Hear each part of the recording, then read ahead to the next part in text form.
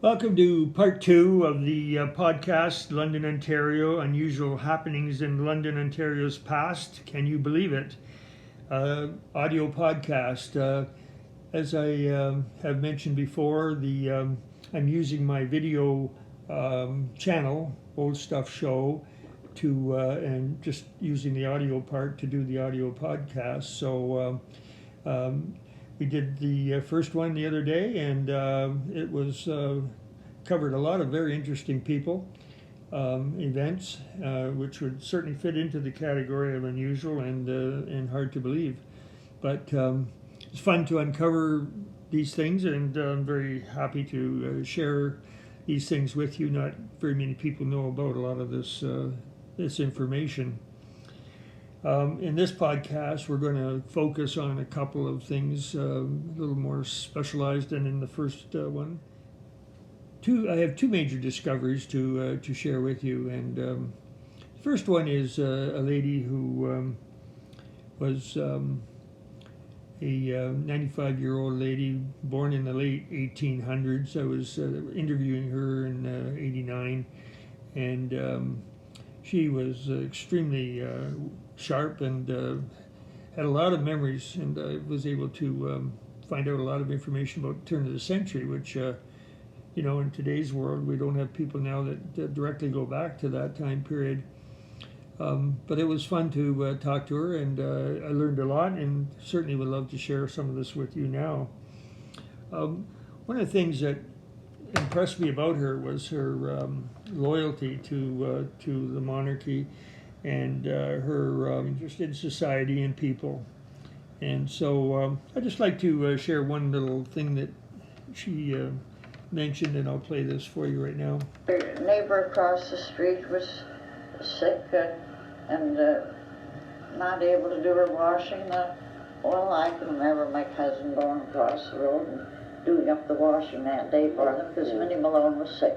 Oh, yeah. So Minnie Malone was sick, everybody had to help. Sure. And never thought of money and that sort of thing. So everybody was more close as neighbors. And you certainly didn't bath and get clean underwear every day.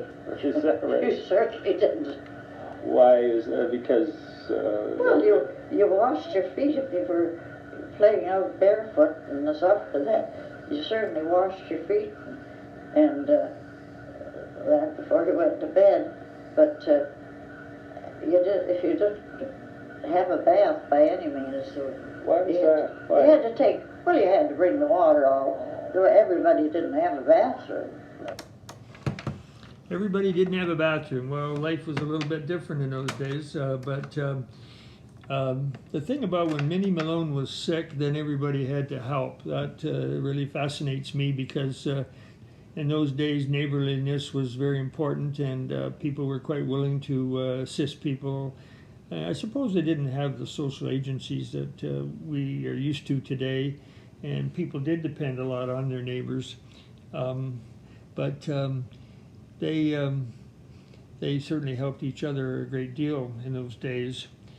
The whole thing about life in those days being a little more difficult is interesting.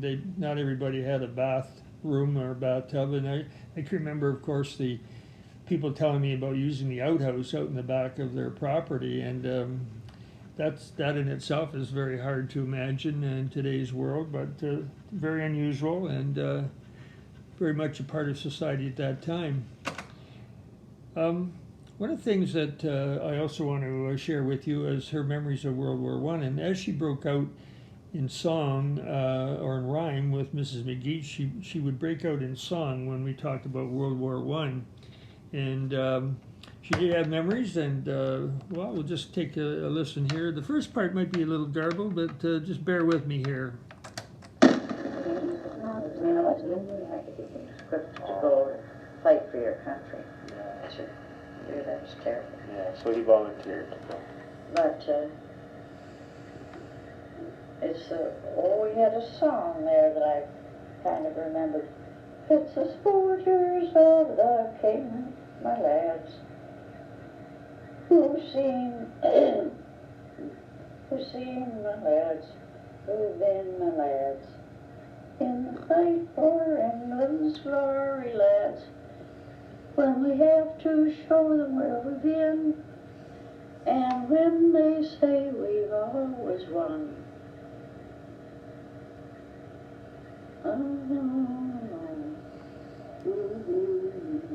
Remember most of the words? We'll proudly point to every one of England's soldiers, of the King, or the Queen, or whatever it was.